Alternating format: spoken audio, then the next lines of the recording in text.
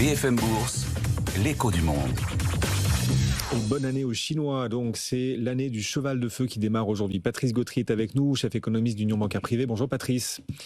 Bonjour. L'année du cheval de feu, alors on le répète, on en parlait un peu hier, dans le zodiaque chinois, cet animal symbolise l'indépendance, le cheval de feu, l'indépendance, la vitesse et la persévérance. Plus prosaïquement, il y aura un plan quinquennal qui sera bientôt annoncé dans quelques semaines au mois de mars par les dirigeants chinois. Qu'est-ce que vous en attendez, vous, Patrice ? Alors effectivement, les thèmes peuvent être déclinés en termes d'indépendance et de persévérance, puisque on attend bien entendu dans un premier temps un objectif de croissance. Celui-ci peut être positionné plutôt sur un intervalle entre 4,5% et 5%.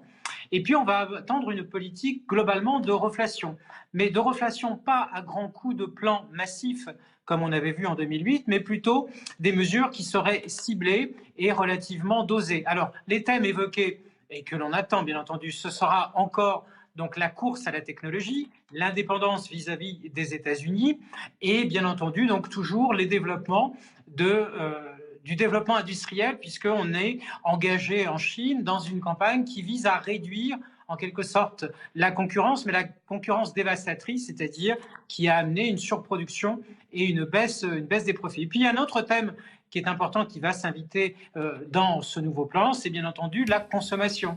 Le bien-être, le mieux vivre, c'est une thématique qui a été développée en fin d'année dernière dans plusieurs discours officiels et qui, bien entendu, peut prendre le relais simplement d'une croissance à tout crin, je dirais, des salaires, des revenus, mais de mettre en accent sur le mieux vivre, le mieux-être. Et partant de cela, bien entendu, il y a l'immobilier qui devrait faire l'objet, lui, de mesures encore nécessaire, puisque on l'a vu, l'économie, la consommation est encore impactée par un secteur immobilier qui reste en territoire négatif. Les investissements sont négatifs et les prix sont plutôt orientés à la baisse. Alors comment on va faire ça ? On va faire ça avec, comme on le disait, peut-être pas un plan massif, mais des doses de liquidités injectées, des enveloppes dédiées à certains secteurs, des secteurs industriels, des secteurs du crédit, secteurs aussi de la consommation et de l'immobilier, et puis des baisses de taux, des baisses de taxes, donc en fait une sorte de prêt bonifié. Ce qui permettra en fait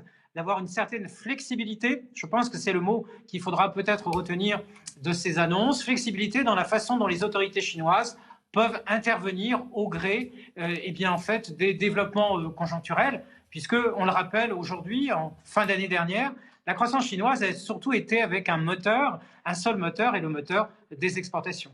Oui, et vous imaginez cette économie chinoise capable d'ici 5 ans, c'est la durée d'un plan quinquennal par définition, ou 10 ans, d'être profondément transformée. Vous l'imaginez profondément transformée, où le poids de l'immobilier va trop ralentir justement le rythme de cette transformation ?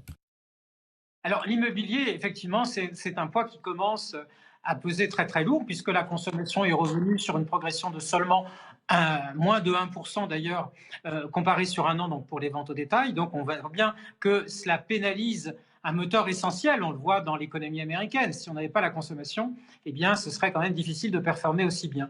Et donc là, c'est un moteur qui manque. Donc déjà, on a perdu, je dirais, un an, peut-être même un petit peu plus, sur le secteur immobilier, parce que visiblement, il y a de la réticence à s'engager dans des plans massifs, comme ceux qu'on avait pu connaître en Europe ou aux États-Unis lors des grandes crises immobilières, c'est-à-dire en fait de refinancer globalement ou racheter globalement les stocks d'invendus de façon à stabiliser la consommation. Donc là, il y a déjà, à mon avis, quand même un petit peu une perte de momentum et un calendrier qui est déjà, je dirais, problématique. Alors sur les autres secteurs, effectivement, je pense que les autorités chinoises sont tout à fait contentes que les exportations continuent à bien performer malgré l'environnement de guerre commerciale dans lequel on a été, puisque les exportations à destination de l'Asie sont en boom, et qu'en fait, on a réussi à contourner, les Chinois ont réussi à contourner les obstacles tarifaires à destination des États-Unis par une réorientation en fait de leurs exportations en passant par d'autres pays relais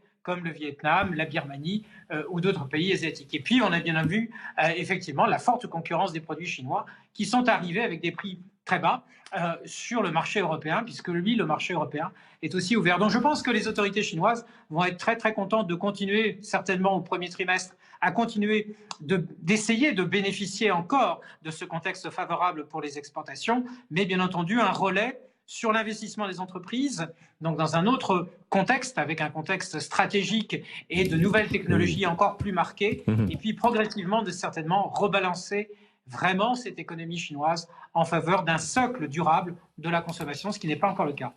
Bon, Patrice, on passe du cheval de feu au cygne noir qui nous attend peut-être en cette fin de semaine. Ce serait alors complètement autre chose du côté des États-Unis, l'éventualité d'une invalidation des droits de douane par la Cour suprême américaine. À quoi faut-il s'attendre ? Oui, alors plusieurs scénarios, puisque c'est une sorte de serpent de mer qui n'arrive pas véritablement à montrer son visage. Il semblerait que la Cour prenne son temps. On a plusieurs possibilités. Soit la Cour ne dit rien et laisse en l'état les choses, ou soit elle refuse tout, c'est-à-dire elle refuse les tarifs et elle demande à l'État de rembourser. Alors le scénario extrême est peut-être moins probable, mais parce que effectivement, ce qui gêne la Cour suprême, c'est l'utilisation du facteur urgent pour justifier de certaines hausses de tarifs. On peut utiliser d'autres facteurs, une autre thématique comme la guerre commerciale, la concurrence déloyale, et donc à ce moment-là, il suffirait à l'administration américaine du commerce de requalifier en fait les hausses de tarifs qui avaient été utilisées au motif de l'urgence pour simplement, je dirais, de concurrence déloyale ou d'attaque sur un secteur stratégique en particulier pour permettre à ces tarifs, effectivement, de continuer à vivre. Mais il faudra, effectivement, réécrire la copie sur les tarifs. Après, sur la question du remboursement, ça reste, effectivement, la décision qui sera surprise. Ça peut remonter jusqu'à 180-200 milliards à devoir rembourser. Mais s'ils sont requalifiés avec une autre thématique, alors à ce moment-là, ça mettra du temps éventuellement à rembourser, voire même pas de remboursement. Oui. C'est le tuilage, vraiment le tuilage qui sera l'enjeu. Merci beaucoup, Patrice. Donc peut-être vendredi, on le dit au conditionnel parce qu'elle ne prévient jamais à l'avance, la Cour suprême pourrait annoncer sa décision sur les droits de douane. Patrice Gautry nous accompagnait pour l'Union bancaire privée.